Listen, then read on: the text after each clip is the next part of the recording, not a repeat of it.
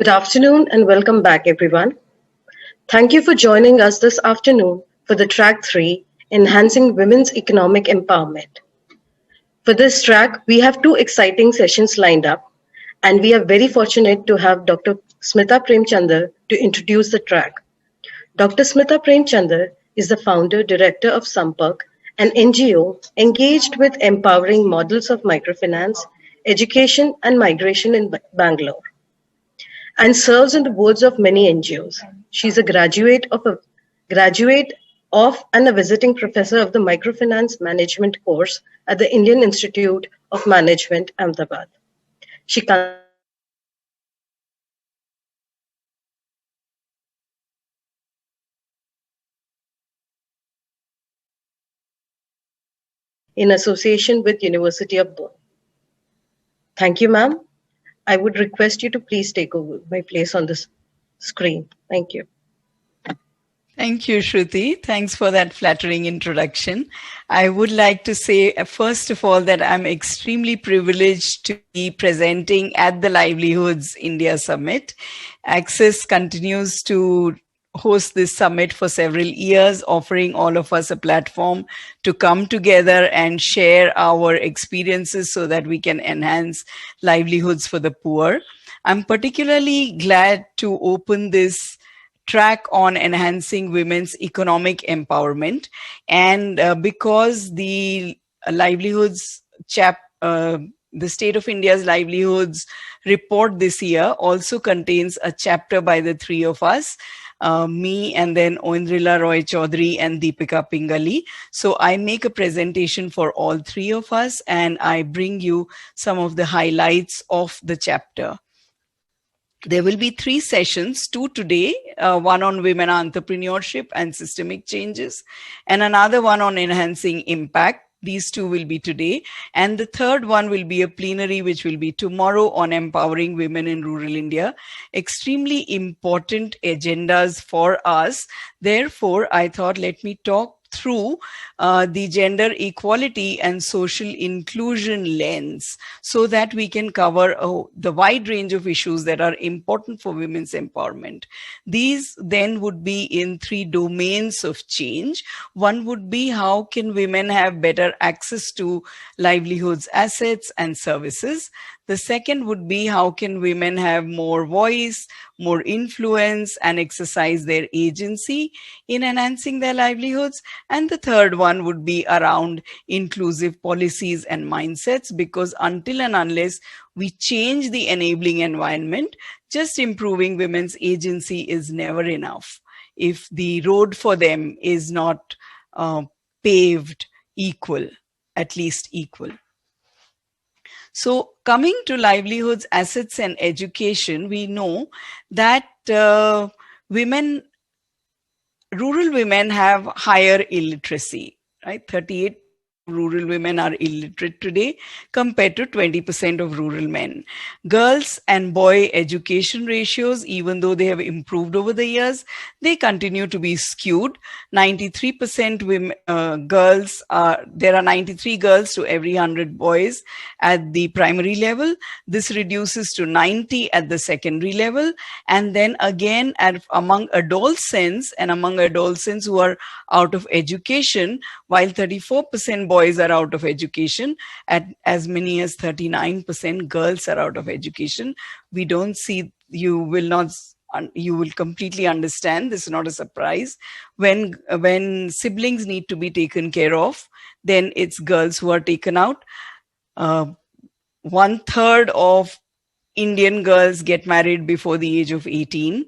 And also when schools are not as close as they need to be, when you go to secondary school or you go to high secondary school, the schools are further and further and girls cannot reach there, especially in the puberty age, because their parents fear for their safety. So as they grow up, the access to education reduces. 3 million candidates are enrolled in skilling programs today, only 33% are women. So not only in education, now this disadvantage for women will continue further into employment.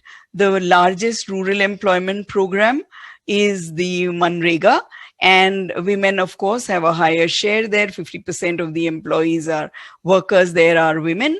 And in Manrega, the employment, the wages are actually much less than the state's minimum wages. So why would men even work there? They prefer to migrate and go elsewhere. And this is further evidence of the fact that there is lack of rural employment. So actually, schemes like Manrega become women dominant. Among rural and urban self-employed persons, women earn 50% of men's earnings. So men may earn 8,000 to 16,000 in rural and urban areas. Women earn 3,500 in rural on an average, and about 8,000 in urban on an average, or even a little less. There has been a downward trend in labor force participation rate. How does that happen? Because so and so many women are working and engaged. Still, women are showing as 19% and men as 56%, men participating in the labor force, only 19% women. But that's also because women are, there are anomalies in measurement. And we also have, of course, lack of recognition of unpaid and care work. So women's work doesn't reflect in our economy. The Wage Code Bill of 2019 further excludes a lot of feminized sectors. So domestic workers, home-based workers, Anganwadi workers, Ashas and auxiliary nurses and midwives, these sectors are not even included in the Wage Code Bill. So as we continue to feminize professions which have low wages, and then because they have women, these professions continue to have low wages, this becomes a self-reinforcing cycle, ensuring that women's livelihoods are actually then staying at the bottom of the livelihoods ladder. This has been further exacerbated by the COVID-19 pandemic. Livelihoods in most sectors which employ women have been impacted. Garment workers are in difficulty, and sex workers, of course, which is a very big industry. Again, we don't recognize it. We don't talk about it, but women are in completely dire straits in some of these industries.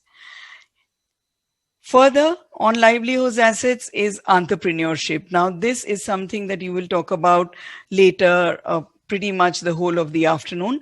Women, who are 60% of the agricultural labor force, they own only 14% of the agricultural land, and therefore never really get recognized either as farmers or as agricultural entrepreneurs. They don't inherit agricultural land. So regardless of the agricultural laws, there are state codes which prevent them from implementing their rights to agricultural property, and social norms further exacerbate that. Not only in rural areas, but also in bank credit, women, the credit deposit ratio for men is 52%. For women, it's just 27%. So this also, this kind of land ownership, it affects women's access to water. They are responsible for fetching water, but the ownership is tied to land, so they actually do not own any water resources. Again, due to COVID-19, wherever possible, women have used technology, but women have lack of access to technology. Even if there are smartphones in the family, these phones are usually shared by everyone, and they are also, not only are they shared by everyone, women's access to these phones gets very limited. Now, when we come to voice influence and agency, so do women have the choice? Can they influence what is happening to them? And actually, women's collectives create access to resources. They reduce power imbalance and between women and formal institutions, and also enable access to leadership positions, elected positions in the local governance institutions. And although there are 10.2 million self-help groups, which we continue to talk about, because this is, of course, a great achievement, but the next level of achievement has not happened. The federations are very few, and also farmer producer organizations, which are today's star organizations that everybody promotes, there are only 33% of them of the members are women. So it's very important to talk about why women then get left out. And in fact, because our norms, our institutions, our both social and political institutions, as well as economic institutions, all of them tend to treat women and keep them at the second level. 94% women engage in unpaid activities compared to 20% of men. This is something the world over men have not managed to share: the household care, the elder care, and the unpaid activities in the economy. So, considering that women continue to shoulder this work, there is obviously all chance that this will hamper, and we are seeing that in the figures that I've told you on labor force participation rate as well as entrepreneurship, that they will not be able to earn for themselves and become economically independent if we do not take seriously the fact that they need support on household care. Women's political representation in the parliament is only 11%, in the Lok Sabha, 13% in the Rajya Sabha. In the corporate sector, less than 20% of women are present in senior management positions, and even fewer in single digits on corporate boards. Women's ownership of agricultural land, as we already saw, is 14%. Their share of total property in the country is not more than 20%. And COVID-19 has further increased their domestic care work. And what is even more alarming is that domestic violence has increased and child marriage has increased during the COVID-19 period. So I think if we really have to look at, and I would really request the three tracks, the three sessions which are coming in this track to address these issues. How can we level the path that women walk? It's not enough, for instance, in education to give them cycles to go from one place to another. No, we must bring the schools and the skill development institutions closer to them. We must change structures so that it becomes easy for women and not just expect them to cycle or take bikes or motorcycle wherever to the institutions that are far away and that endanger their safety and take away their time. We need to provide comprehensive early childhood care. We need to ensure that women have access to technology so that they can improve their livelihoods opportunities. And we need to make sure that they participate in agricultural enterprises across the value chain, which will happen only if we promote their collectives and only if we allow them leadership and ownership of assets. So in order to improve to demand and improve the assets that are available to them, to change norms and so on, we need their collectives, we need their leadership. And this points very strongly to the role of NGOs and also the NRLM and the DAY NRLM, which actually supports a lot of women on the ground in the low income sector. They must continue and put very strong stress on women's collectives. And then what are the policies that they need to change? And we all need to change, because unless we provide women and a strong enabling environment, none of these changes will happen. We need to, of course, first of all, recognize, reduce, and redistribute unpaid and care work. If we do not recognize which sectors are feminized and ensure that the feminized sectors get reasonable wages, till then we will not be able to ensure that women enter the economy in an equal way or even gain equality in that economy, because they need to share. We need to improve the sectors where they work, and we need to share the unpaid work with men. We have to build more professionalism, more expertise, and more wages in the care economy, and then also enable women to own property. I would like to just end by saying that until and unless we do these things, if we do not change the enabling environment, you can give women cycles, you can give them motorcycles, you can even give them pink city rickshaws. But we must change the road. Unless we change the road and pave it in a way that women and men can walk equally on it and travel equally on it, we will not arrive at a place where there is gender equality and social inclusion in our society. Thank you.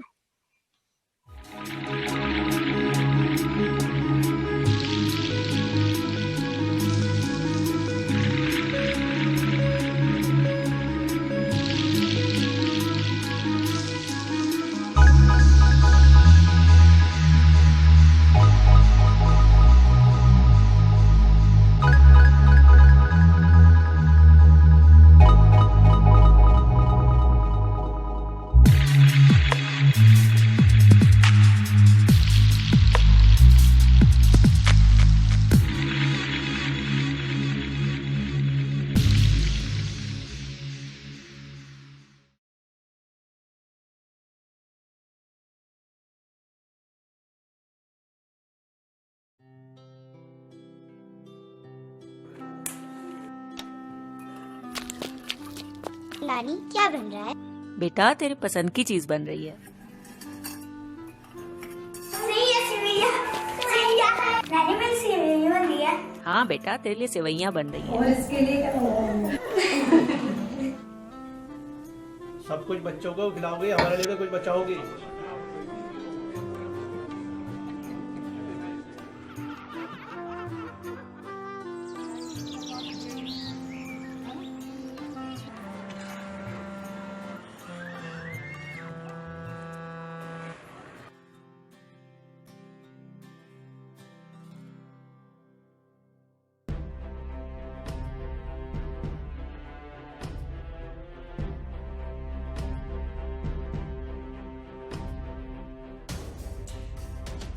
मेरा नाम नज़मा है। मैं जयपुर शास्त्री नगर की रहने वाली हूँ। मैंने कभी सपने में भी नहीं सोचा था कि एक दिन मैं रिक्शा चलाऊंगी।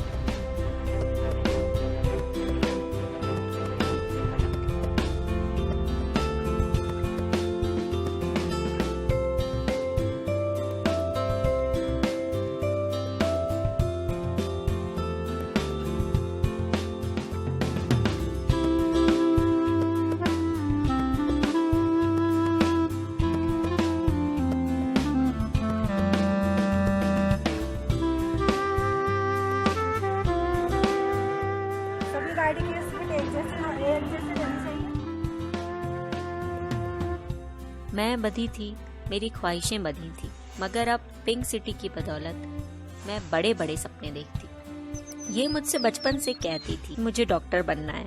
मैं इससे कहती थी तेरे दिमाग का इलाज करा। लेकिन मुझे अब लगता है कि मैं इसे अब डॉक्टर ही बनाऊंगी। अब मेरी जिंदगी की गाड़ी मेरे हाथों में है। इसे कितना चलाना है, कैसे चलाना है, सब मैं तय करूंगी। ये सच है, मेरी आमदनी बढ़ी है, मगर उससे भी ज्यादा जब मैं रिक्शा चलाती हूँ तो मुझे सुकून मिलता है। ऐसा लगता है जैसे मैं कैद में थी और अचानक आजाद हो गई।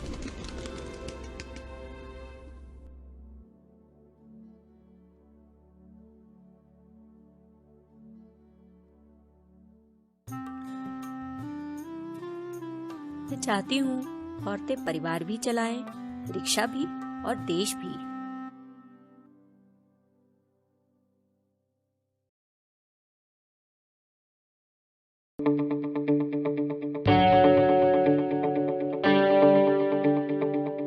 Jaipur, the Pink City, is among the foremost tourist destinations of India. Like most other urban centers, it is marred by burgeoning population and increasing pollution.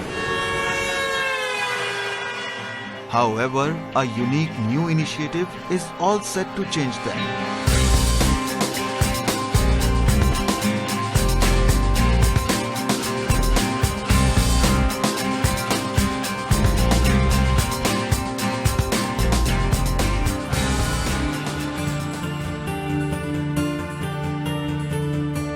The Pink City Rickshaw Company project is a unique initiative on wheels in the city of Jaipur.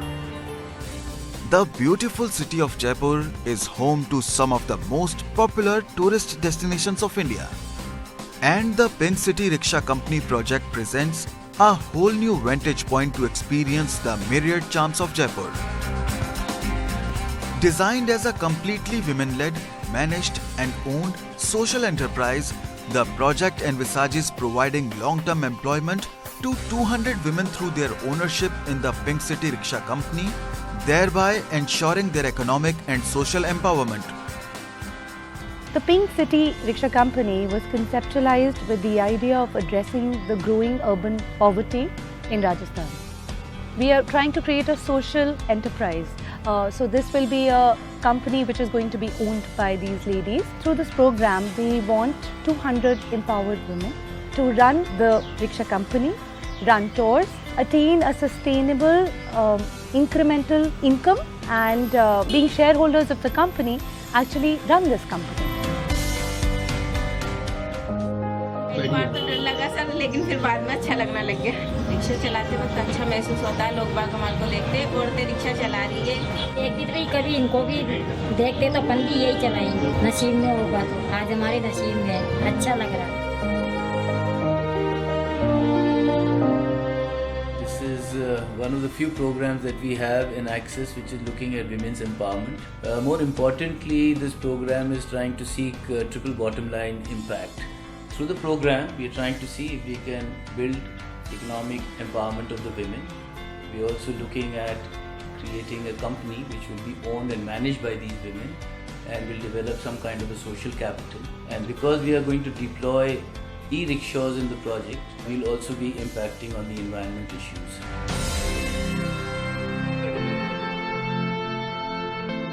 So for me, it is a very innovative project and it's already rolling out, and there is a lot of buzz and excitement about the program in Jaipur where we are implementing it. Some people from Access approached me and they gave me this concept of Pink City Rickshaw Company. These women are going to be the owners of the company in due course of time. This is something really good, and it would lead to empowerment of these women who would have never thought in their wildest dreams that they would be owning a company. The transport department will be very happy to be associated with this service, to provide all facilities to these women drivers, and if there is any issue, I'll be very happy to resolve it. So there's been a great reception by the market to the product.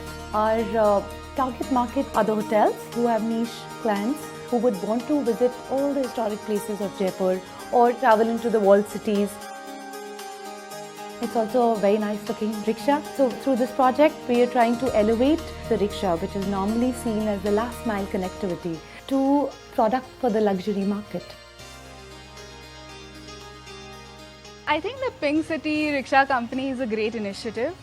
It's something that has made the experience of traveling within the city, the sightseeing, all of that, it's made it really interesting, because I think traveling, especially within the old city, using public transport is, like, at least with our guests, it's quite a challenge. So this is really nice because it's safe, it supports an initiative that, you know, people really appreciate. So I think it's a great thing that they've started. Tourist आते हैं, बहुत सभी होटलों में ठहरते हैं ये लोग, तो हम उन्हें अपने रिक्शे से घुमाते हैं। जैसे जलमहल जाते हैं, आमेर जाते हैं, जंतर मंतर जाते हैं, हवा महल आते हैं, वहाँ में उन टूरिस्टों को घुमाते हैं। हम चाहते हैं अच्छी चले, महिलाओं को रोजगार भी मिले, और प्लस जो ये टूरिस्ट आते हैं उनको भी अच्छा मौका मिले। देखो खुला रिक्शा हमारा, उसमें हम फोटो भी ले सकते हैं, उसमें रोशनी भी पड़ेगी, हवा भी आएगी, तो इस तरह से चारों तरफ वो देख भी सकते हैं टूरिस्ट लोग। इस तरह से हमारा रिक्शा बनाया गया है और इससे हमें रोजगार मिल रहा है। Well, I had a great time in Pink City Rickshaw Company. I love the design. I just love that it's like a carriage, so you feel like in a movie, and it's all open, so you can see things like first-handed, very close to you.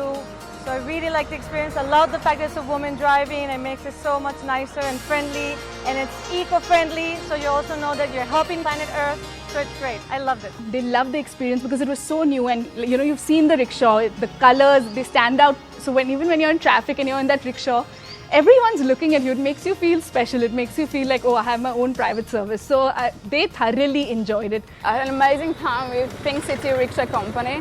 It was an amazing tour, and it's such a difference to explore this city with the lady in front of our beautiful rickshaw. This is something which a lot of foreign tourists particularly want for roaming around the city, and this will provide a long required service in the tourist city of Jaipur. So HSBC has been a very long-term partner with Axis, and I'm really excited that in addition to the couple of other things that we are doing with HSBC, the bank has agreed to support this program, and not only Axis but HSBC too is equally excited in making this innovative initiative a great success.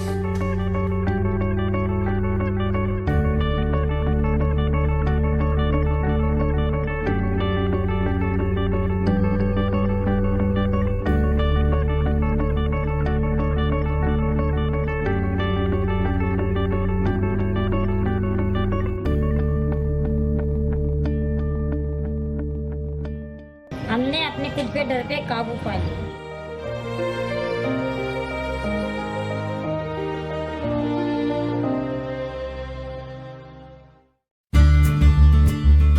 India, the largest democracy in the world, is still struggling to match globally accepted benchmarks of gender equality and gender equity, especially in its workforce.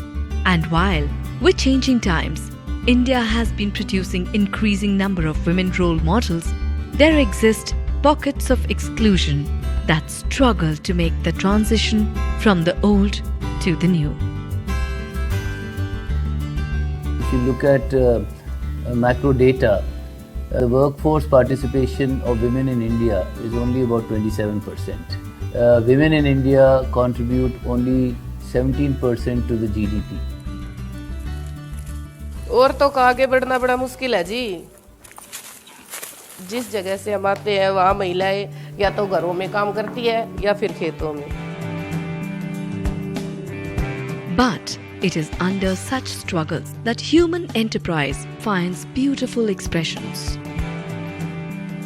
Meet the women of Chandu, who have come together to create a social enterprise that has not just turned them into business owners, but also boasts of products that match the best in the market in taste and in quality.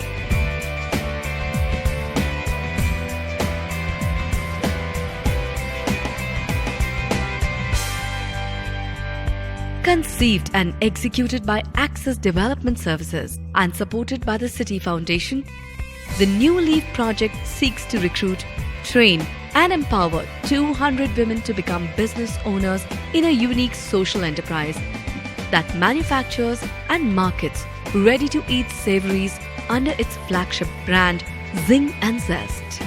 गोबर के गोसे बनाते बनाते आज हम cookies बनाने लग गए। हम किस्मत वाले हैं जो हमें ये मौका मिला।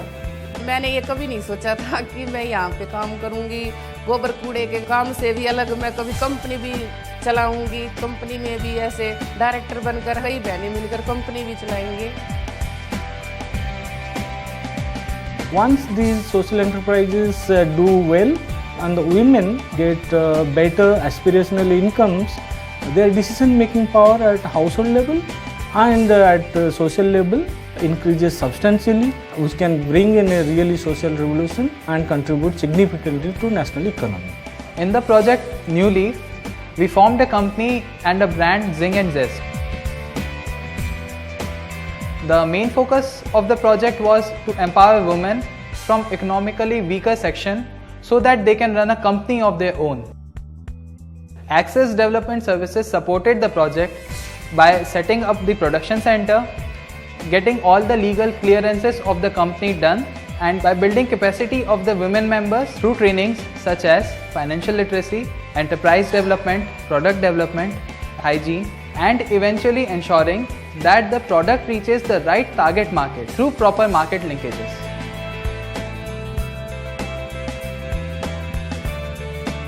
जिंग एंड जेस्ट हमने इसलिए शुरू की, जो भी गांव में महिलाएं फ्री में घर में बैठी थी, जिनके पास कुछ काम नहीं था, उन गरीब महिलाओं को काम मिले और अपनी आर्थिक स्थिति को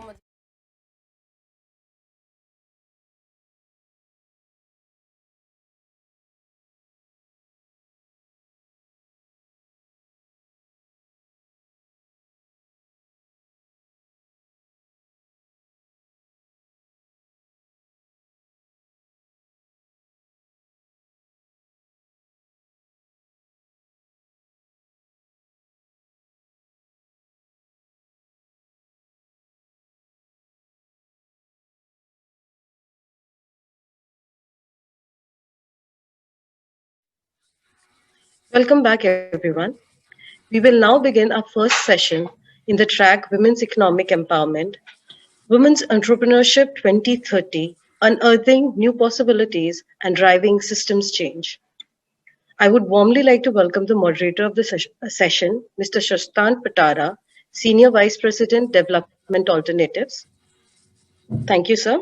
I would also now like to invite our esteemed guest to the screen, Mr. Bala Madhavan Kutti, Rural Development Specialist, World Bank, Ms. Gayatri Divyecha, CSR Head, Godrej Companies Limited, Ms. Neelam Maheshwari, Director, Deshpande Foundation, and Ms. Kanta Singh, Country Program Manager, UN Women. Thank you, everyone. And now I hand over my mic to the moderator. Thank you. Thank you so much, Shruti. And thank you, panelists, for being with us today at the Livelihoods India Summit. And in a session that I think has assumed particular significance.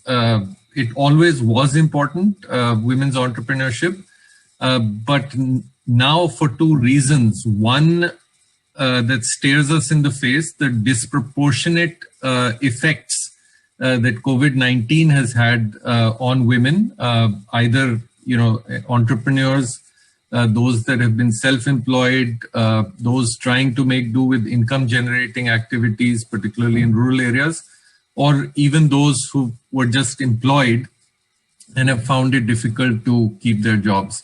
But then over a longer period of time, and if we look at the larger picture, there are some facts that stare us in the face, particularly if you're looking at it from the point of view of sustainable development in India. Participation in the workforce, for example, is abysmally low, if I may use that phrase, in compared to virtually every developed country and many emerging economies as well. The reason why we thought we'd peg this conversation around 2030 is that we have goals. We have goals that I think virtually all of us in the development community have subscribed to, the Sustainable Development Goals. The government of India certainly has subscribed to that. And as all of you might have seen, there are large corporations, etc., civil society, of course, who are trying to align their efforts in that discussion. And therefore, in today's discussion, what we'd like to do is to home in on what the critical issues might be, whether there are any breakthroughs that are being made, and what changes need to take place in the enabling environment for us to be able to amplify the effect of those breakthroughs that might be visible now on our radar screens. I'd like to welcome Dr. Neelam Maheshwari, Gayatri Divyecha, Bala Madhavan Kutti, and Ms. Kanta Singh. Once again, thank you so much for your valuable time. Just to set the ball rolling before we get to each of our panelists for the initial thoughts, I thought it might be both interesting and useful from the point of view of this conversation to tell a little story, a 3-minute capsule in terms of what might be possible and what, of course, has also happened in a small village outside Mirzapur. So I just go to my screen. Hopefully everyone will be able to see this movie.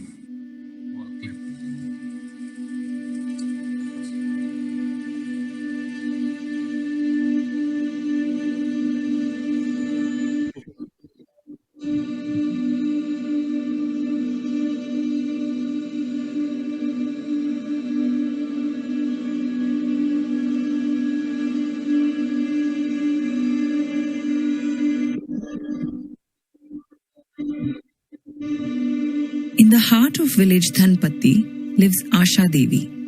Wanting to add to her family income, she started exploring entrepreneurial options in her village. And her mind started pacing with a different idea. कि मैंने हमने कि देखा कि गोबर फालतू मतलब फेंक रहे हैं हम लोग इधर उधर अगर जो हमने केमिकल वाला मतलब चीज डाल रहे तो उससे बीमारी लोगों को फैल जाता है तो इससे अच्छा क्यों ना हम अपना गोबर ही इस्तेमाल करें खाद के लिए। Joining a peer-to-peer learning network of farmers in Bundelkhand made her path smoother. She defined her business plan and learned the vermicompost manufacturing process. With other women who also found this job perfect to balance work and home, Asha Devi soon found her team. Komal Vermicompost was set up, and soon after, Asha's finely packaged vermicompost was demanded and bought at premium prices by plant nurseries.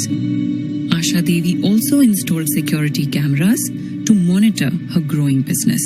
हमारे यहाँ मतलब nursery से order आता है कि मतलब हमको मतलब बोलते हैं कि मतलब हमको 5 क्विंटल केजी चाहिए, मतलब हमको मतलब 10 क्विंटल केजी चाहिए, तो हमने उनसे बात कर लेते हैं कि आप भैया अपना गाड़ी भेज दीजिए, हम यहाँ से अपना माल दे देंगे अपना।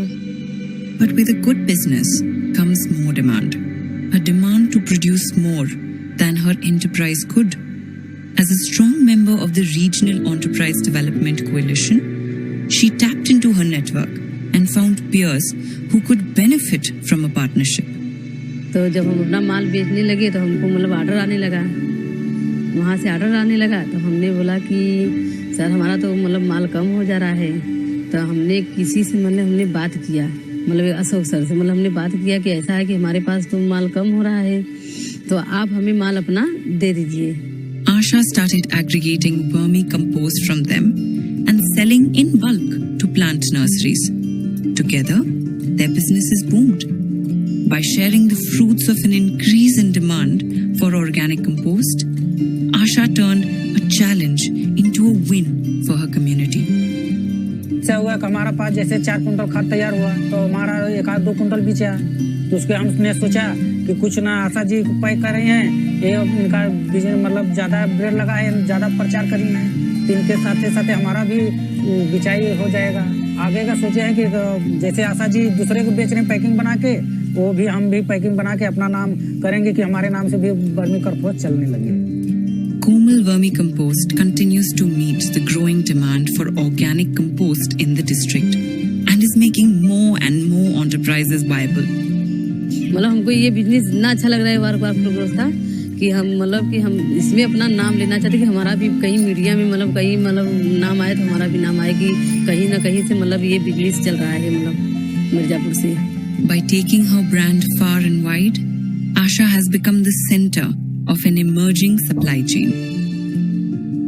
Work for Progress believes that a network of such micro-movements will unleash entrepreneurial energies of individuals by making enterprise development opportunities and services easily accessible across gender, ages, and generations.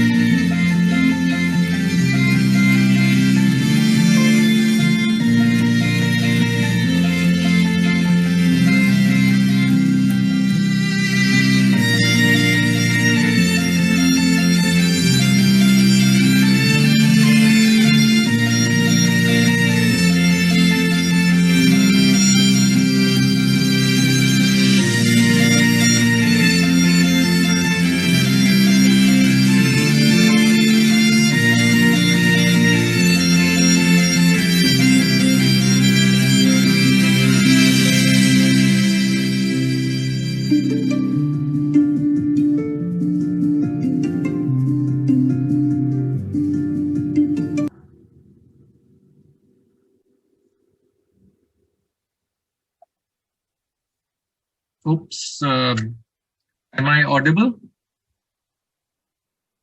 Sorry, I think I stopped that a few seconds before the end. I hope that short movie was useful in triggering a few thoughts.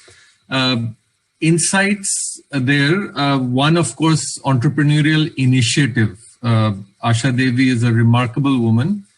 The idea of running a particular kind of enterprise, technology coming into play. One, the technology of producing high quality vermicompost, but also then the closed circuit TV cameras, which were totally her idea, born out of the need to keep her business secure.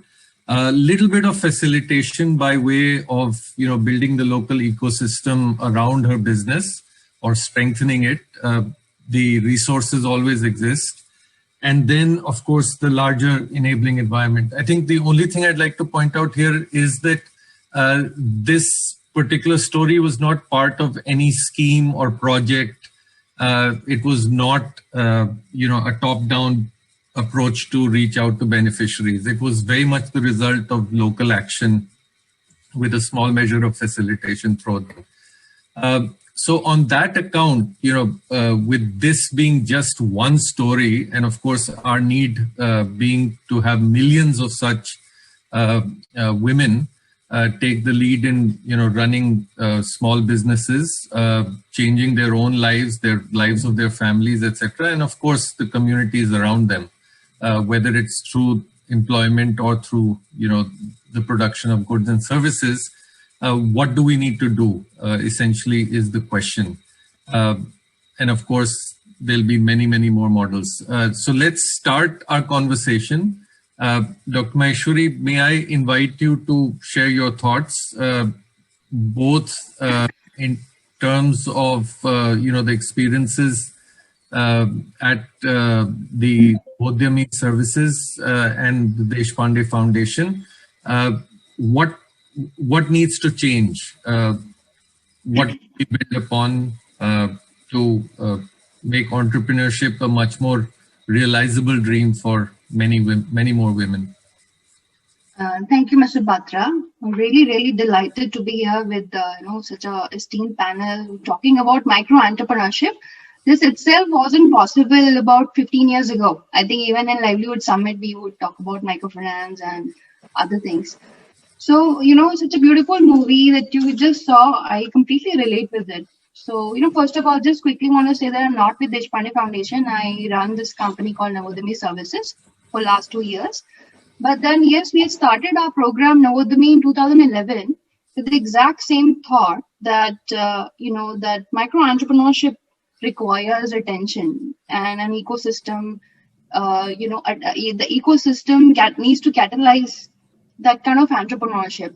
As someone said, one of the report that Smita just mentioned in her address before the session, that 94% women are in informal sector and they're not recognized. I think the idea is there are women like Asha who are already onto something, but they require certain triggers and catalyzer to kind of scale that kind of enterprise. So in our experience, what we figured that it's not very different than creating a startup movement, or creating a Silicon Valley or creating an IT, related ecosystem in Bangalore. There is a reason why Bangalore has become Bangalore, is because there was a whole ecosystem. And what we have done since 2011 here in Karnataka has just done that. The ecosystem here has even been able to bring mentorship, money in terms of capital, debt, equity, and the market together to help people like Asha to grow and thrive. So, the 2-3 takeaways I would want to say that the growth we see today is amazing, what it was in 2011.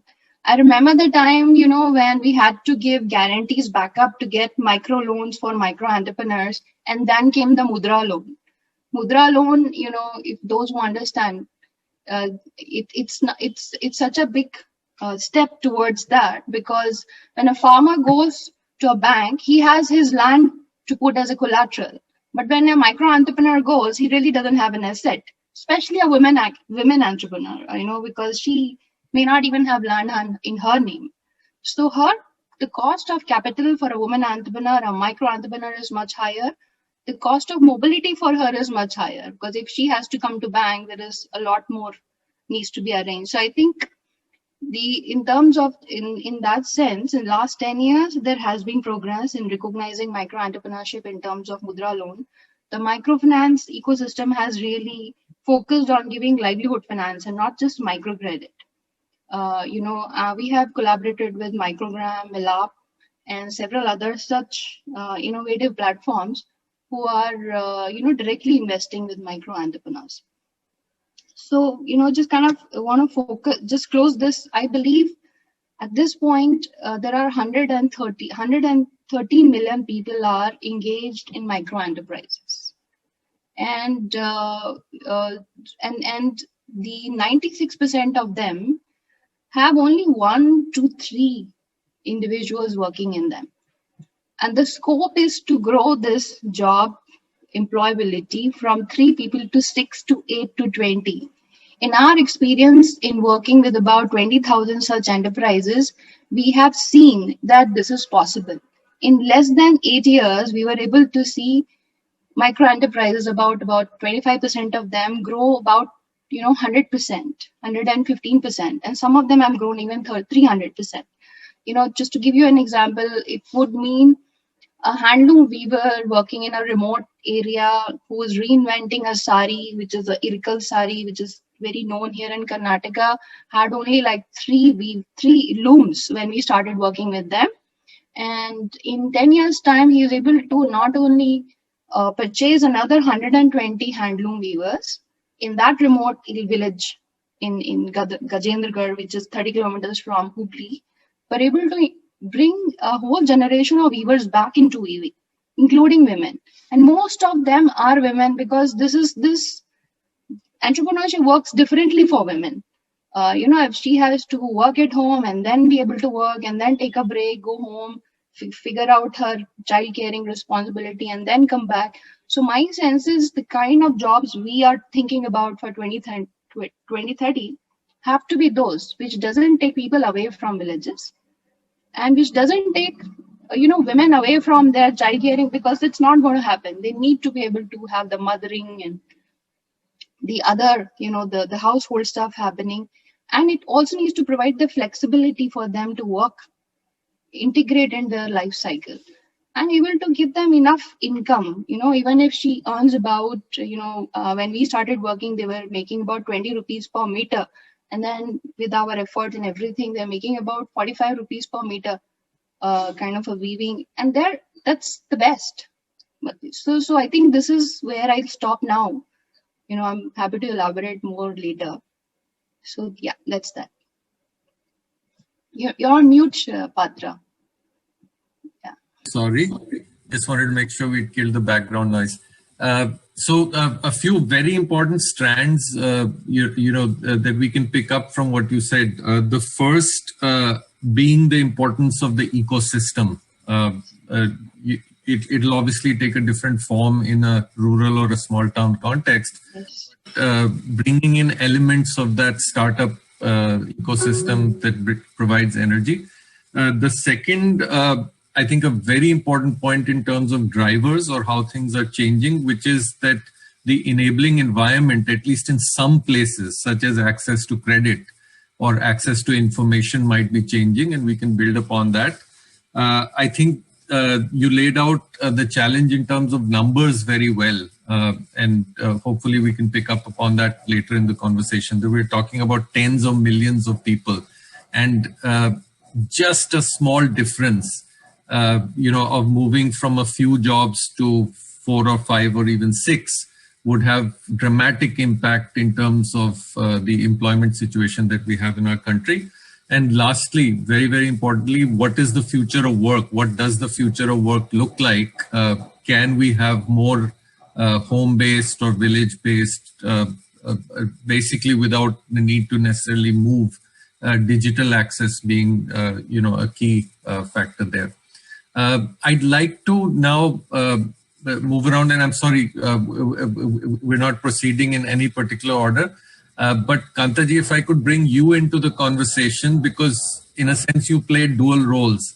One, you look at things, from the point of view of the United Nations, right? So it's not just national, but it's even global. But then, you're out there in the field almost, every week, if not, maybe not last year, but you've seen it all happening. So once again, challenges, breakthroughs, what needs to change? If you could spend a few minutes and share your thoughts with us. Thank you. Thank you, Pat. Thank you for inviting me, and it's great honor to be amongst the experts in the field. Neelam has been working in the field for such a long time. I will speak from two perspectives. Firstly, before starting on challenges, probably let me just start with what is changing and what is good about the ecosystem today. I see on almost daily basis new leads on how women's entrepreneurship is being recognized either at national level or by the private sector. And which is a great deal because now there is an increased noise on women's entrepreneurship. That means people have started believing that there is a need and 50% of the talent pool is being ignored by everyone. Just about 13% women are in the entrepreneurial system, and that also includes self-employment, that also includes nano enterprises that Neelam was talking about. So that is one. Government has started paying attention to the need for finance. Till now, this gap was filled by microfinance institutions, and that too, not in all areas. Now, government has come out with Mudra loans. There are other smaller schemes through SSGs and through other different ministries are coming out with different schemes. That is a good thing.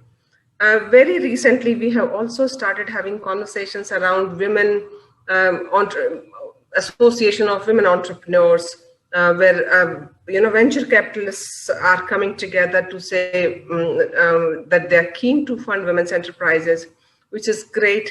I was talking to a friend just the other day, and she was saying there are some angel investors, women, particularly women investors, who are keen to fund women's enterprises.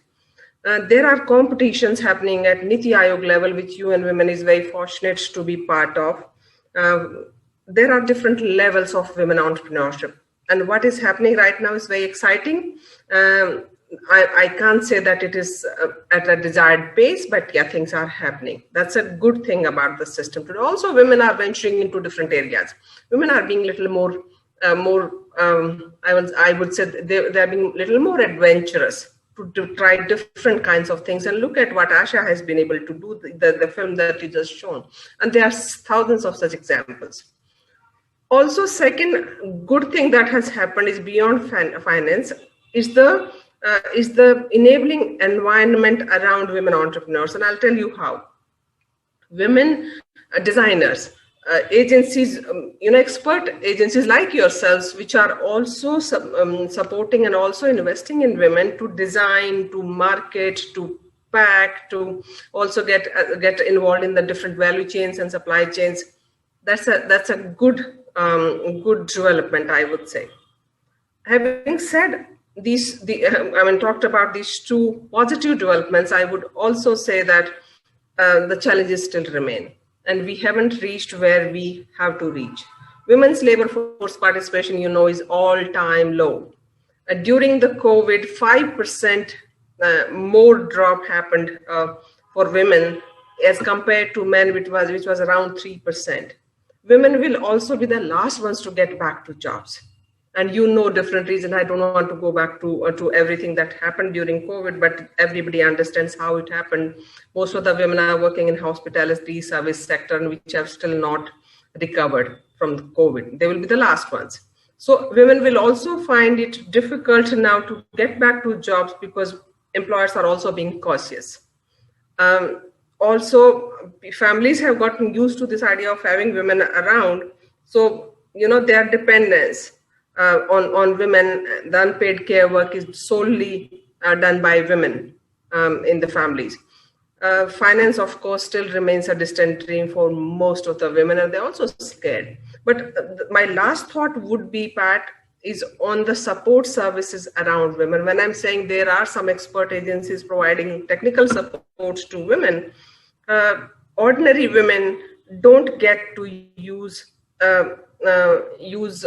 mentors or support which can help them get finance or get them linked to market or anything. I think what we need, and the future lies in three ways. I would say the future would have to be drafted differently. We need a cadre of rural business managers, rural managers, business sakhis, skill sakhis, who could support these women at village, block, and district level.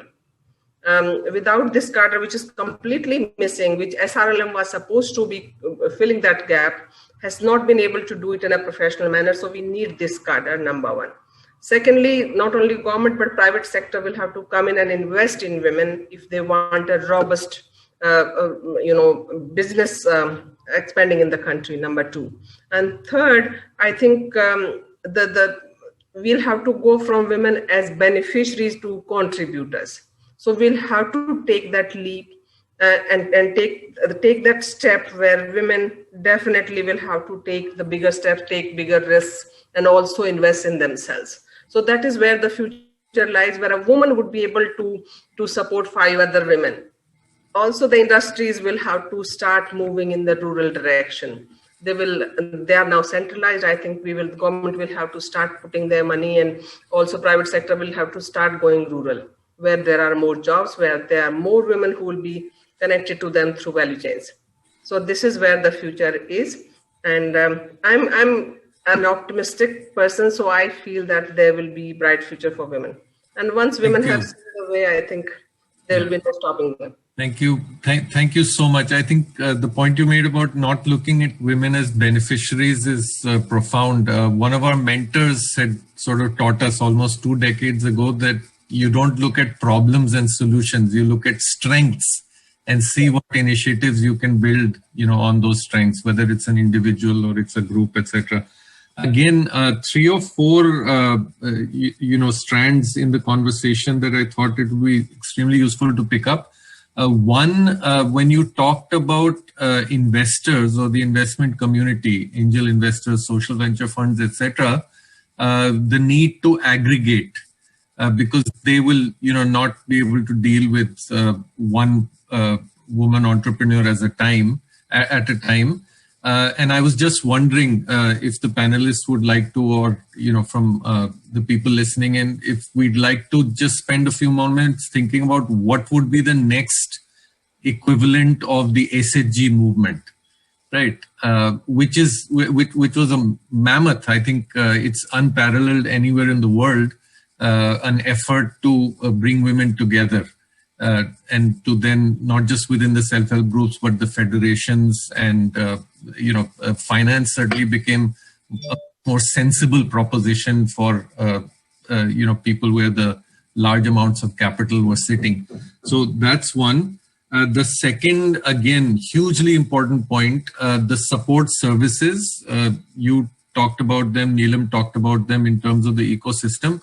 Currently, I think if we were to look at it in terms of quality, access to quality support services, we're talking about organizations or even, some of the government, quasi-government programs, whether it's Kerala, Jharkhand, other states, reaching out in the hundreds. I mean, there are just 100 odd examples of that kind, if I could assign an order of magnitude to it, and what you need would probably be in the tens of thousands, where a cadre gets created. The last point, you talked about the private sector certainly being much more involved, playing a significant role in terms of promoting women's entrepreneurship, looking at how it might connect to their supply chains. But I'll keep my mouth shut on that account.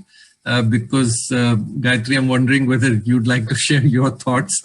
Sorry, I'm putting you on the spot as far as corporations are concerned.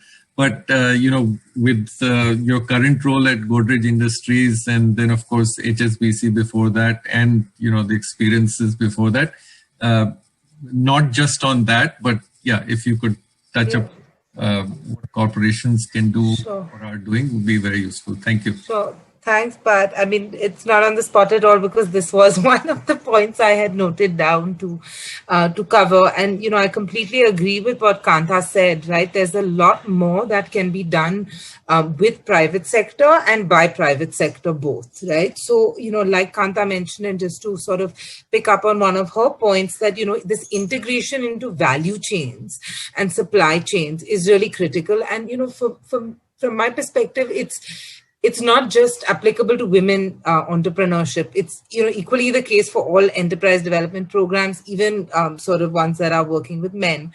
But specifically with women-owned enterprises, there's room for us to rethink, in the sector, where are we creating sort of women entrepreneurs and enterprises that are just sort of marketing openly to whoever will buy, versus where can we sort of target companies and their value chains for a more sustainable and higher value revenue for these companies. And there are plenty of examples of not-for-profits actually making this happen. So, whether it's with Sayadri Farms and, a number of NGOs like Sampada Trust in Nashik that aggregate women farmers and their produce, that then sort of feeds into Sayadri's village organization and therefore its supply chain. IKEA has done a lot of work on this. So has Marks and Spencer, and industry, which has been working closely with IKEA in particular. And this is sort of, I'm sure Dr. Neelam can add, from her experience, plenty of examples of what they've been able to do at Deshpande as well. On this kind of work. So that's, one side of it is, how do we as organizations and, individuals that want to promote women's entrepreneurship, how do we enable this? But the other aspect, the other lens, the other side of the spectrum is private sector itself. And, what comes to mind is, something called the Triple BE Act in South Africa. It's the broad-based Black Empowerment Act, which essentially mandates companies to work with Black-owned, and they define Black-owned very sort of broadly as enterprises owned by people of color, non-white, essentially. And it's a matter of compliance. Now, we've already got a lot to comply with in India. I'm not suggesting that this becomes a matter of compliance for Indian companies, but the same way that large companies in India have been able to track carbon emissions in their supply chain and work with their suppliers on reducing emissions, water usage, etc., is there not a case for us to do this, to look at how are we integrating women-owned enterprises in our supply chains? I'm pretty confident that from an environmental social governance perspective, this is definitely something that would be beneficial for companies and would be much appreciated by investors and shareholders. So there's definitely more thinking that we as corporates can do around this and tracking, where the gaps are in our own supply chain. I think more, broadly, in terms of CSR programs, for example, our experience at Godrej, we run a very large salon skills training program, which works with small salon owners to help them expand their businesses. And, it's exactly the point that Dr. Neelam brought up. Our ask of these women were, can you pass forward this training? Right. So if you've been trained, then can you identify young women in your neighborhood or in your network that could also use these employability skills? And obviously not all salon owners were able to do this. And I think we must recognize that it's not going to work for each and everybody. But, for the ones that it does work for, there are some, tremendous outcomes. So not only did this create skills for young women who could then look for jobs in the salon industry, but it also created a base of potential employees for these salon owners. So they were able to pass forward their training, and then when they were ready to expand their own business, they could hire these young girls, knowing that they had been trained in the way that they would like their employees to work. So I think that shift from solo entrepreneurs driving their own income to job creators is critical across all kinds of enterprises. Similarly, more focused on women's enterprise, I think what's really struck me from the video that you showed and Asha's journey with Komal Enterprises was this, this was a result of listening to what this woman wanted, right? And I think that as a sector at large, whether it's CSR, philanthropy, NGOs, social enterprises working on women's entrepreneurship, I do think we need to listen more to what is it that women want. And, I cannot think of a better example than Empower Foundation in India, which has young women. They work on non-traditional livelihoods for young women, and they have these young women on the board of their organization. So these the women who we would consider beneficiaries, right, are actually making decisions about what is it that will help them generate incomes and be entrepreneurs or be employed, in different industries. So I think there's room for that to to grow and to change, and recognizing that young women don't necessarily have the same aspirations as some of us do, right? We might, they are digitally savvy. There's a whole generation that has grown up connected to the internet that aspires to do sort of what one would traditionally call white collar office jobs, right? Is there potential for young women like this to provide these kinds of services, whether it's accounting, strategy, etc., to other women enterprises, right? Going back to what Kanta said about this cadre of support services.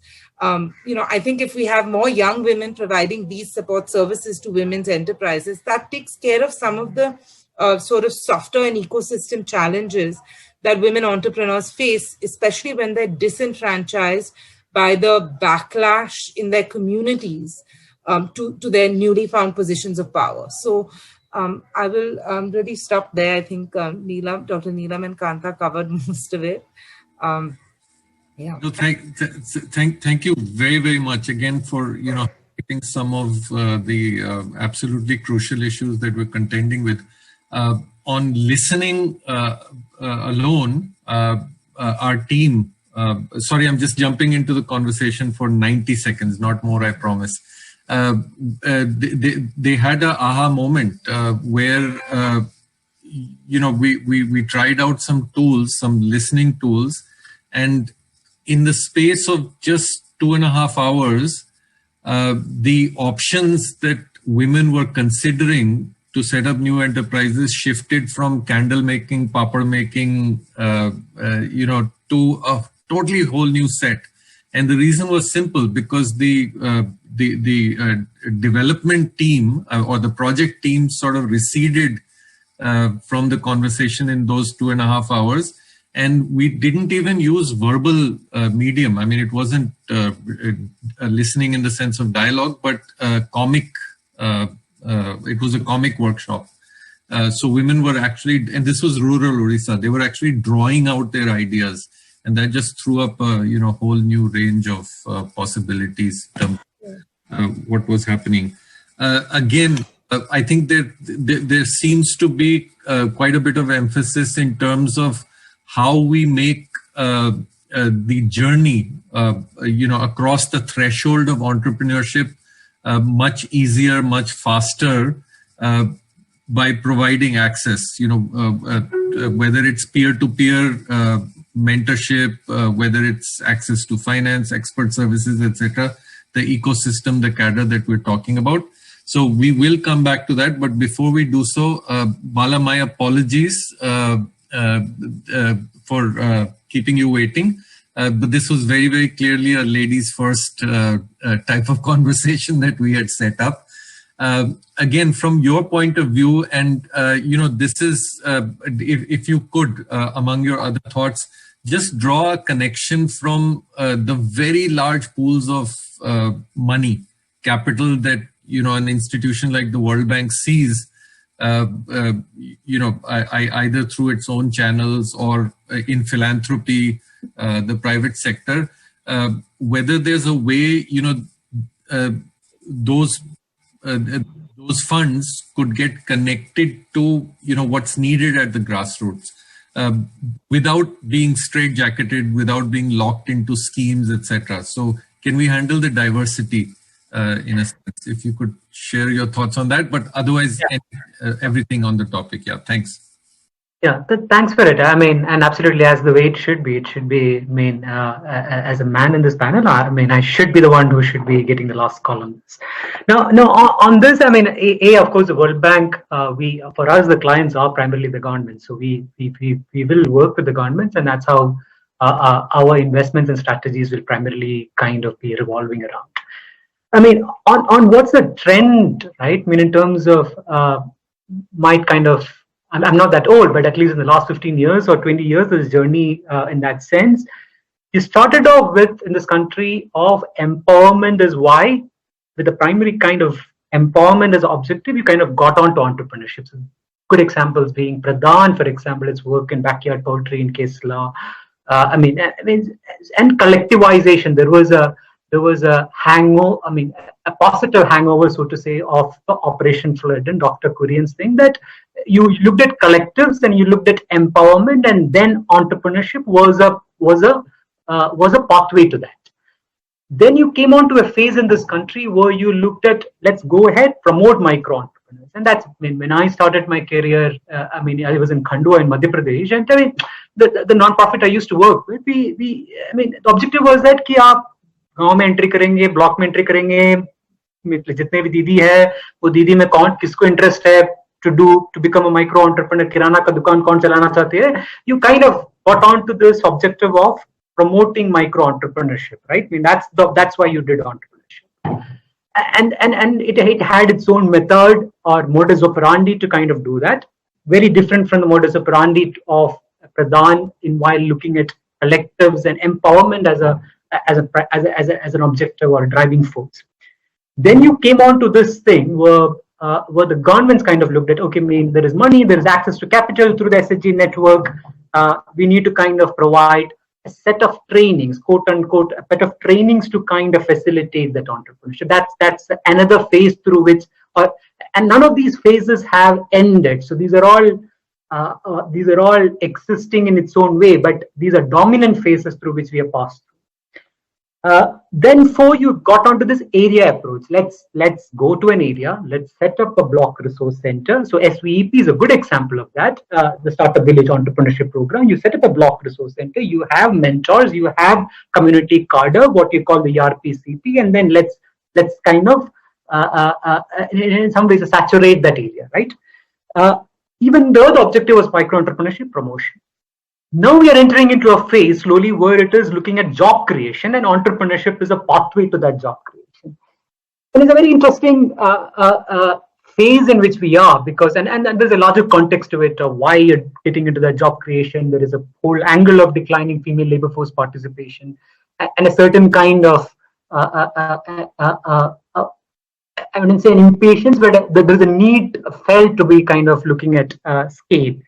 Now, what is the trend being, right? You're looking at scale enterprises, so we are looking at what can offer more enterprises which can work in which models, to which are the growth enterprises, right? That's the other kind of trend which is happening. Now, all this focus on scalability leads to a certain shifts in certain approaches, right? It leads to a certain difference in approaches in the sense that prototyping of business models, which was not probably earlier in late 90s or early 2000s, that was not an idea. Peer-to-peer, cohort models as methodologies of how do you kind of reach. And all of this is emerging because of the primary driver being scale and job creation. And what do you say? In terms of larger, newer instruments, right? Or governments looking at public procurement. Public procurement as government as a first buyer of sorts, which kind of helps you to cushion a woman entrepreneur before you kind of diversify. These are offshoots of what I would say the whole job creation scalability question. Now, that's been the change or the dominant paradigm changes. But what certain things have remained. What has remained is, where is the firm level data? And that's my question, in the sense that where is the firm level data and mass which we work on to kind of provide decisive last mile कि दीदी आप cost optimization के लिए ये फलाना चीजें करनी चाहिए ये महीने में. Do we have the richness of data at a scale in which we can provide a slightly more data-driven business improvement? I haven't seen that changing dramatically. There have been improvements and there have been solutions. So that remains something which is a challenge. Two, who are these people who are? I'm not competent to kind of talk about urban entrepreneurship, but with whatever little I know on rural entrepreneurship is what I'm referring to. Is who is that body? Who is that body or whatever you call it? Who is that body who is actually kind of trying to go to the entrepreneur week in, week out across the states, to provide that business advisory. What is the methodology which we are going to have? I don't think we have cracked it. We have different experiences, so to say, spread across the state. We have the cadres methodology. People are trying out the cohort methodology. There is a mentor methodology. But you're talking about so much of districts. You're talking of so many blocks. You're talking of so many villages in this country. So I mean, so I don't think we have cracked the last mile. Who does it? Point. We kind of at a scale. What has also not changed probably is where is a growth capital, right? I mean, if I'm an entrepreneur and if I need less than 50,000, less than positive developments on the Mudra front, but there is also enough data on Mudra to know that these are not the first entrepreneurs, or these are repeat account holders. So if you are a growth entrepreneur, you need growth capital. You're an entrepreneur who requires as a capital requirement of, let's say, more than 1 lakh, and you fall between that 1 to 5 lakh category, which is what typically a growth entrepreneur would look like, at least in rural India. What is that pot of money for an affordable rate and in a time and in a time in which it is beneficial and useful? We don't have answers. We don't have answers on scales on that. So these what we used to call these questions, these 3 questions kind of continue to remain. And I think the fundamental challenge is, I would say, not to miss out the question of profitability while we're chasing scalability. It's very, very critical to kind of, earlier models, for example, be it Amul, be it Pradhan, there was a clear profitability dimension to it before you kind of looked at scalability. I think we are at a stage of scale. We are at a stage of looking at job creation. We're looking at identifying growth entrepreneurs, what models can scale. But I think that question, that's the challenge which we have. The second, I think, would be the challenge of, I'd say, clarity in terms of what's the primary goal of why you're doing entrepreneurship.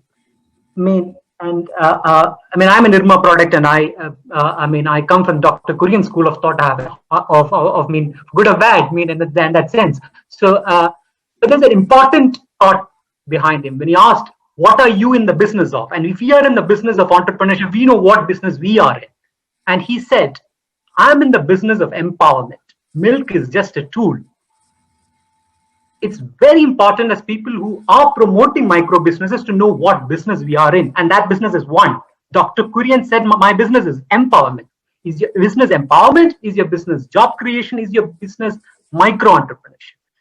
You can have multiple objectives, but your primary driver will kind of decide on what approaches you take. That's the difference between a Pradhan's way of looking at poultry to National Dairy Services looking at larger milk producer companies to SRLMs looking at SVEP kind of cadre-based model.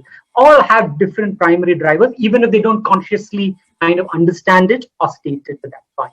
But the clarity, I think, will help us decide, and that will decide the future in terms of how we go ahead and conceptualize in this country. Thank you, Bala, for those remarks. The last point you made, I think, is particularly important when we talk about coalitions or networks, platforms, etc., because organizations will have different drivers, different motivations to their work, and yet there's a need to come together. So again, what are the similarities over differences? Which I think also connects to what you talked about, or the very important point you made about data. Firm level data, because we are talking about, nano, very small businesses, and how do you, aggregate all that, or how do you even collect it? And that's where I think the idea of a collaborative learning system of some kind, so that the precious little data we have doesn't sit in different pockets, right, but is actually available, shared, assumes some amount of significance there. We have 20 minutes left, but thank you. Sorry, let's just take a moment. I don't know if we can all clap or what kind of a window we have for the summit, but thank you so much, panelists. We'll come back to you in a moment. I just want to check whether there might be questions coming through from the Access team, or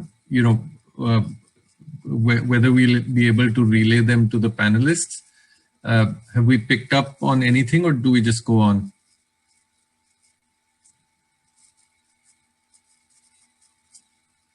I guess we just go on. Shruti?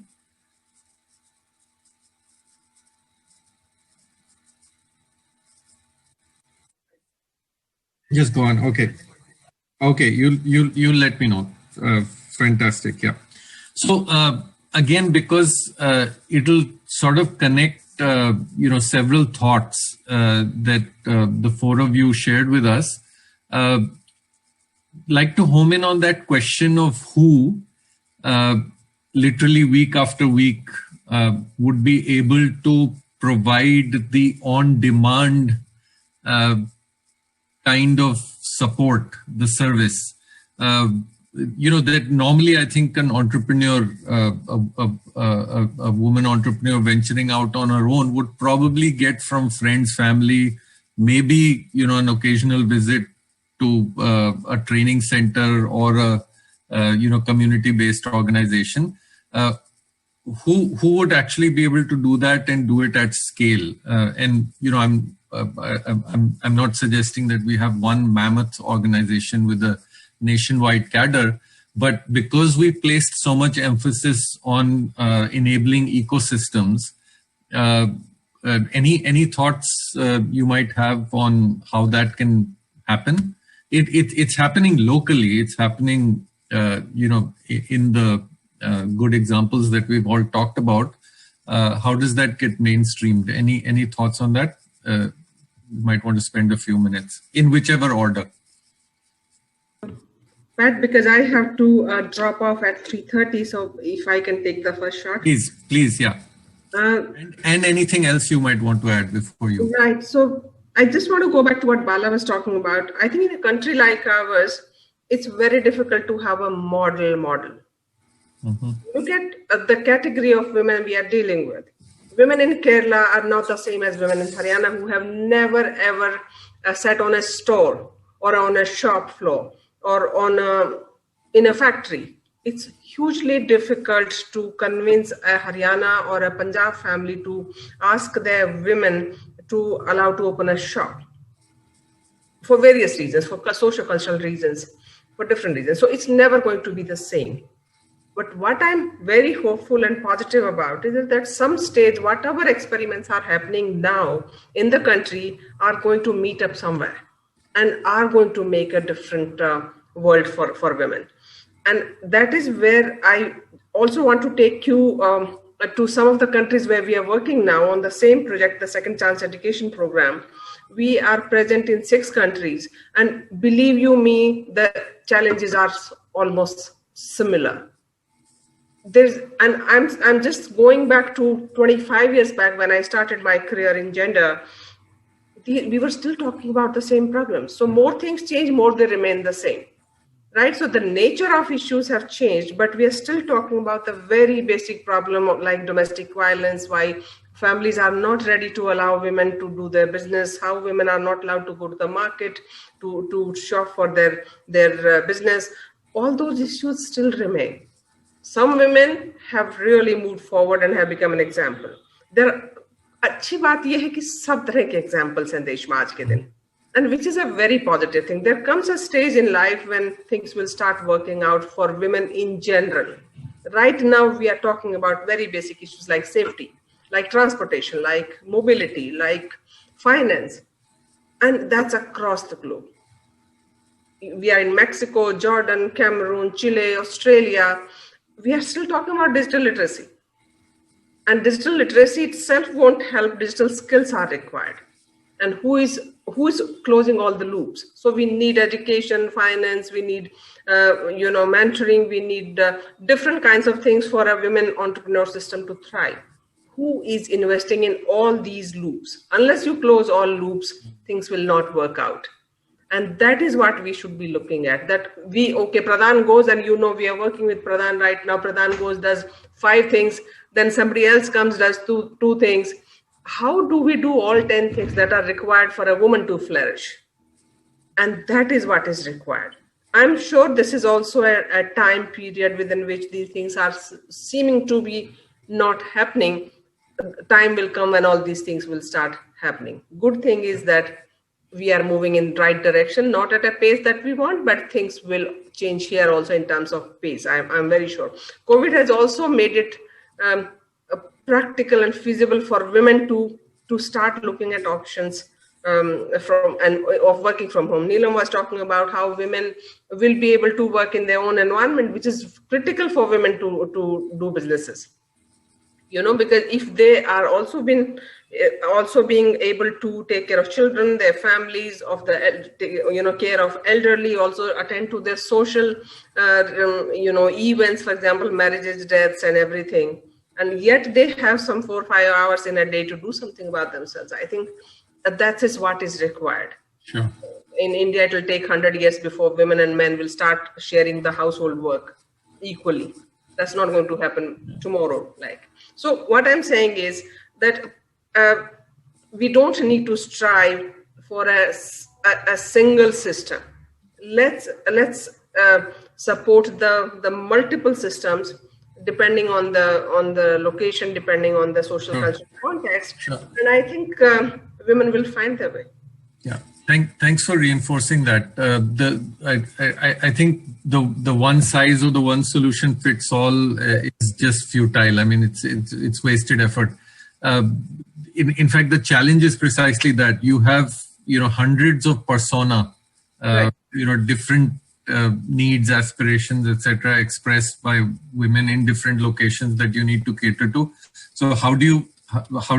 It's simple system science. How do you respond to that complexity with everything that's needed at the same time all together without making it a very complicated system? Just very last thought, Pat, and then I will just disappear from here. Sure. Is that for people like Gayatri who are working in, say, the beauty salon space, there are women who are working in the sector for last 20 years. They are running a small parlor. They are not investing their time and money in training other women around them. So I think we need to take these women who have been operating at a certain level to the next level. And that is where the investment is required, where they're able to train 5 women and also support them for next 5 years. Yeah. And that will generate more jobs, that will create more employment, that will also generate more money and demand. That will also generate demand. I think we need to look at the SSGs that you mentioned. How do we take them to the next step? And that is where the investment needs to go. Thank you. Thank you all. I need to. Thank you so much, Kantaji. Yeah. Thank you. Thanks for being with us. Yeah, we certainly have to look beyond just subsistence goals as far as entrepreneurship is concerned, and more opportunity driven, creating more value. But the basic question remains the same. Or any other points you'd like to touch upon, Gayatri? Quickly wanna just Yes, please. respond to what Bala and then and very specific points, of course. Then Gayatri will. I think we have to look at this micro entrepreneurship 2 ways: supply side and this the demand side. So on the supply side, comes the whole ecosystem, etc., services that makes it possible for a micro entrepreneur to be a micro entrepreneur. For example, the kind of policies Gayatri talked about are the kind of disruption we need. For instance, government could just mandate that lending to micro entrepreneur could just become part of a priority sector lending. The same thing, you go buffalo loans and loan for this and that, or for that matter, the tax holiday, the GST exemption for women, up to 2 crore worth of this thing. Very solid, very disruptive kind of incentive. I'm just trying to make it a bit specific. Or for that matter, the cost of capital is very high for women. So as Bala was saying, the growth capital is different than mudra loan. I think it's possible for us to work with the policy environment to see that here are these people who can go to next 3-4 level and just try to give them loan with a little bit more concession, and then let these women grow. So these are the policy level disruption we need. The second is, I believe, the technology side, it kind of passes by the whole micro entrepreneurship sector. We have technology on one side, Tesla's, and then we have all these space stars, and then at the same time, the handloom weaver is weaving on this weaving loom, which is 20th century, 5th, 6th. So why not the best in technology invest their time with the best in micro entrepreneurship with the person, and then come up with it's not, I'm not saying mechanize it, but there is the whole. I just quickly want to say that in our work, one work was demand and supply, but the large amount of effort also went into getting a certain technology from CFTRI, which is supposed to be the Center for Technology and whatnot, to get a patented technology to a micro entrepreneur who cannot access it until they pay 3 lakh rupees. So, there is this system here and there are the people here, and there is no, or for instance, a handloom even trying to get a GI tag.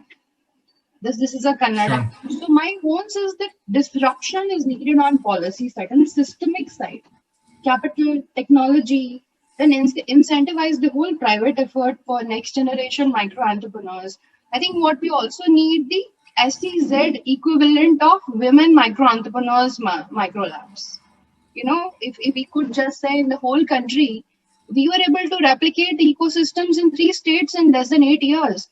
And we were able to reach about 1 lakh people. Out of that, 20,000 have scaled. If we have about 30 such ecosystems and let people, put all this thing together, the capital, the mentorship and everything. The last thing I quickly want to say about the market, I think the onus of becoming successful for a micro entrepreneur should not be only on them. As Gayatri also said, the corporations are creating space for a handloom. We need to be able to create.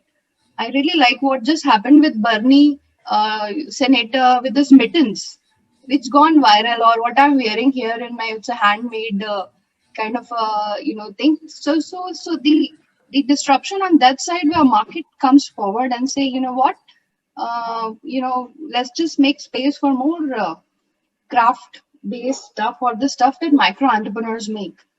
The other thing is, I want to say I don't think it's a rocket science. I don't think that it's not a solvable issue. I've spent about 15 years now working on micro entrepreneurship.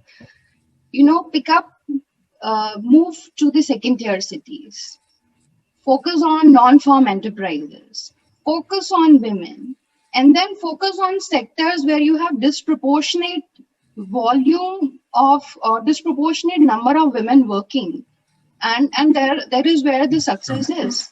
So, just quickly want to finally close this with one last thing. Neelam, you'll have to be really brief. We're running out of time now. No, just last thing. I just got pretty involved with this. Patra ji, I'm a little bit wary about mixing group entrepreneurship with micro entrepreneurship. Sure. It's like, can you think about putting all startups together and say कि इनकी एक cooperative बना देंगे? नहीं. We want a Flipkart as Flipkart. And then, as another. So my whole thing is this whole romanticization of collectivization is good, but let's not let this be the only model. So an SHG movement, before it took off as movement, had its space to fail, try, make mistakes, and become a robust prototype before it became a movement. I don't think micro-entrepreneurship requires that space. Before, you put overwhelmed with all this expectation of, we want millions and millions people into it, but then we won't just give that space, provide these 5-6 models of, the micro-entrepreneurship growth, disruptive models, and then go for it. Thank you. Yeah, sure. Thank you so much. Yeah. Gayatri and Bala, you'll be into your concluding remarks now. Just to flag 2 questions that we got in case, you have the time to touch upon them. One was related to formalization. How do we, get businesses that are in the informal sector, women-run businesses, into the formal? And then are there any specific things that we can do to overcome challenges like mobility, connectivity, or the lack of? Again, in whichever order, Bala, if you were about to speak, please go ahead, or Gayatri. Please, Gayatri, go ahead. Okay, I think some of this mobility also will be solved with support services, the right types of support services. So, it's not necessary that a woman who owns an enterprise has to go somewhere to sell something. She could always hire someone to do that for her. Or if there's some other enterprise providing that service, why not? I mean, to this question, Pat, of, who does this, I agree with what, with what both Dr. Neelam and Kanta had said, and what you mentioned, that it doesn't have to be this one sort of model or this one organization, but that local network effect, which is what, DA does so phenomenally well. I think that is critical to sort of cracking this, this whole this whole business services and business support ecosystem, because eventually, people will find a way to help each other. And that is the only way in which it will sustain, right? I think it's a question of demand and supply as well, right? One has to also create a demand for these sorts of business support services and demonstrate the value. And then I do believe somewhere market forces take over, even in services like these. One point which we've not really covered, I think, and I don't have a solution for this, but one thing that I do feel on a very macro level needs to change, especially in India, where there is so much unrecognized and unpaid work that women are doing, right? I think the minute we start talking about that as a nation, see, the fact that none of this is recognized, or let's leave aside paid, the fact that none of this is recognized and talked about means women themselves think that they are not economically contributing and not worthy or not able to run businesses. And I do think that narrative and rhetoric does need to change for women to be able to take larger risks. It's evident in access to capital, right? We've tried to open up various kinds of microfinance with our beautypreneurs or salon owners that we work with, and there is zero risk appetite around this because women are unable to see themselves as individuals that can take these sorts of risks. It's been culturally drilled subconsciously, into us. So I think that narrative change broadly does need to happen. As a nation, we need to talk about the contributions women are making, not to path-breaking science, so that would be great as well, but where they're least recognized. So the number of women that are working on farms, the number of women that are actually, sort of doing all of the hard labor in weaving that leads to the finished product, right? So, yeah. Thank you. Thanks. Yeah. One of the things I didn't touch upon, although it might just have been mentioned, was the role of media, to rope them in. And the point of, creating those local ecosystems, again, just 10 seconds, we've met with some success in making a distinction in our work, in the Work for Progress program, between enterprise prototypes, which are different kinds of businesses, and what we call systemic prototypes. So, for example, district coalitions of various actors have been quite effective as a systemic prototype because it creates that kind of an enabling environment. Sorry, Bala, my apologies. I didn't want to keep you waiting. No, I think that's fine. So, so the World Bank supports the whole SHG movement in this country, right? In terms of NRLM, and we have been early stage investors, so we kind of continue to support. And from my own experience of work doing with Kudumbashree and Jivika Bihar and all of that, let me try to answer most of the questions from that experience. Who is at the last mile? There are different models. The Kudumbashree has a model for their cafe Kudumbashree or their food service work, which is a model where they have incubated an institution called IFRM. So which is basically a set of hotel management graduates. It's a different institution. So the idea is very simple, right? You incubate a different institution which can provide the support service of business advisory. So Didi Ki Rasoi, a chain in Bihar on food services, is so that and the need to scale has pushed Jivika to hire hotel management graduates in the model of Kudumbashree to kind of incubate a support institution. And I think it's very, very important that certain specialized business models require specialized business development services. So you have that example, concrete example of the IFRM and the Kudumbashree. You have other example of the ERP-CP community cadre example of the Startup Village Entrepreneurship Program on the ground. You have the other example of vouchers, right? You have the vouchers in terms of, so you give a voucher and the entrepreneur is free to kind of what you call the outsourcing model. You finance for the cost of the technical assistance, and the entrepreneur is kind of feel free to kind of do it. The fourth is a model which we also work very closely in Bihar and with Jivika and others, is where you're trying to bring in an experienced entrepreneur to kind of be the mentor. So that's the peer-to-peer, sort of peer-to-peer in that sense. So we have these models. I think it's important to have that diversity. It's important to understand the IFRAM models of Kudumbashree, which I believe has a lot of potential in that sense.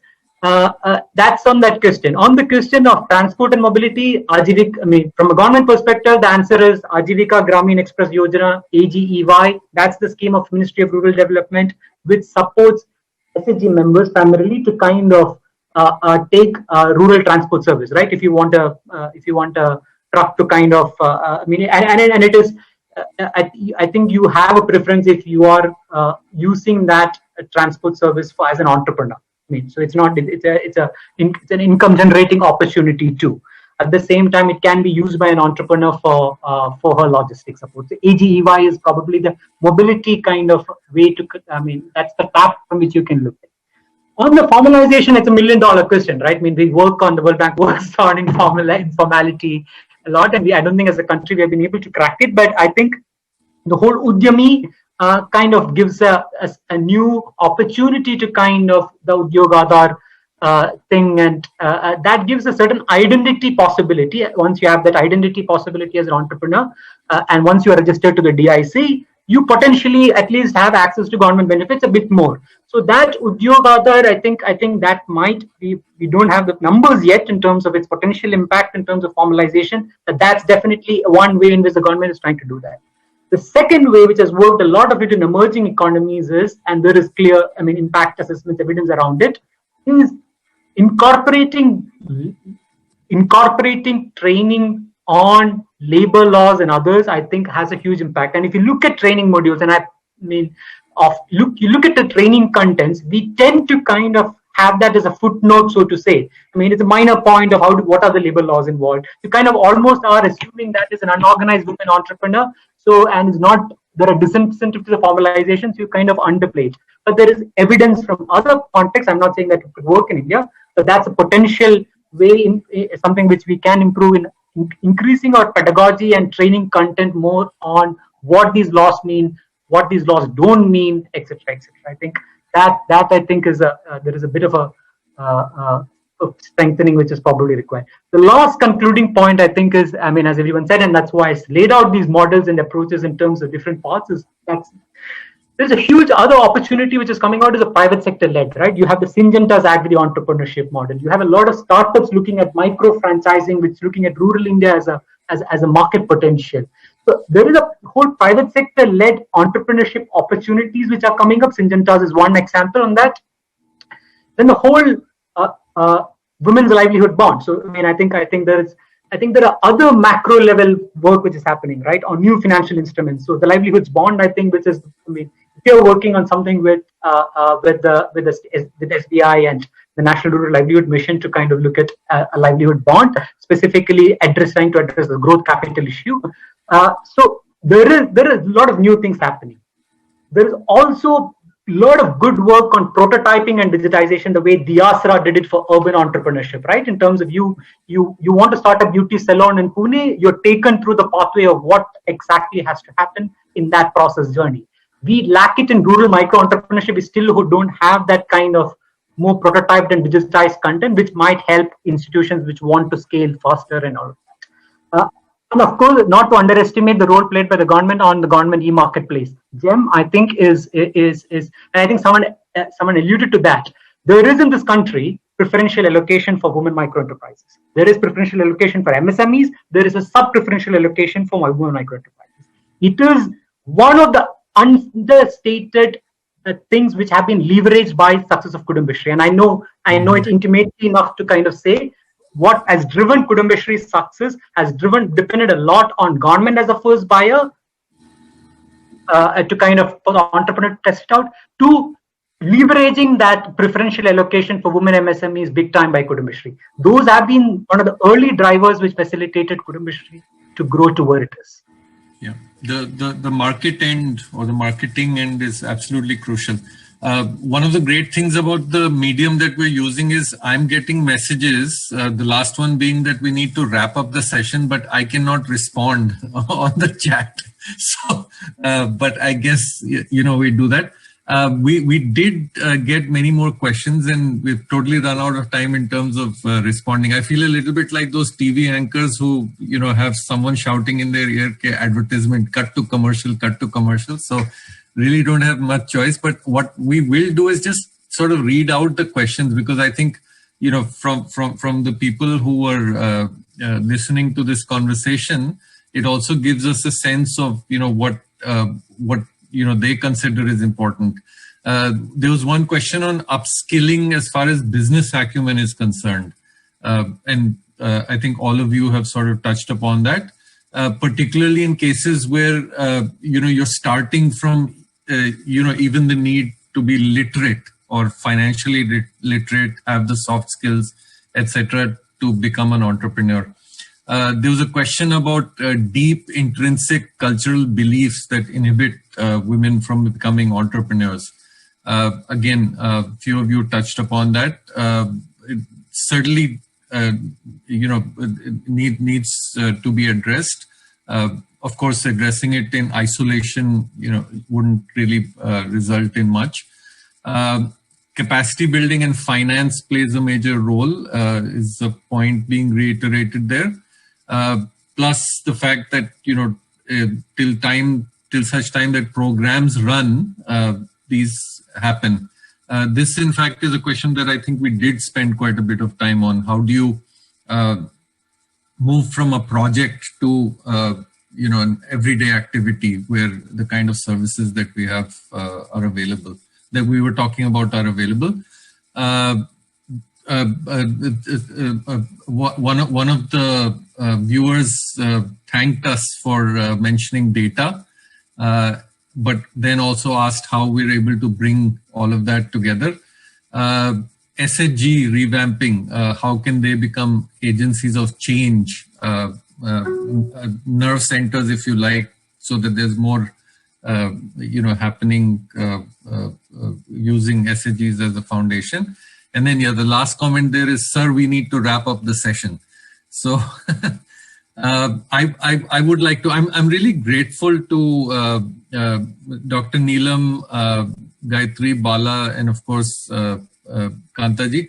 I can't, I end up, definitely participating, but even moderating sessions every so often. And I can't, in recent memory, think of a session where I think we've been able to sort of look at what's critical in such an incisive way in the last, in just, 75 or 80 minutes. So really grateful for that. This session will be well documented, and I'm sure it'll be available to everyone. But thank you once again, and thank you, viewers, listeners, everyone who was with us for this duration. I'd like to also thank the Access Development Services team and my colleagues at Development Alternatives who were instrumental in putting this together, and might I say will be even more important in will play an even more important role in taking it forward. Right? We can't just let this drop or end with this conversation. We have to take it forward. So thank you very, very much once again. And I guess that's all that I need to do. Shruti, over to you.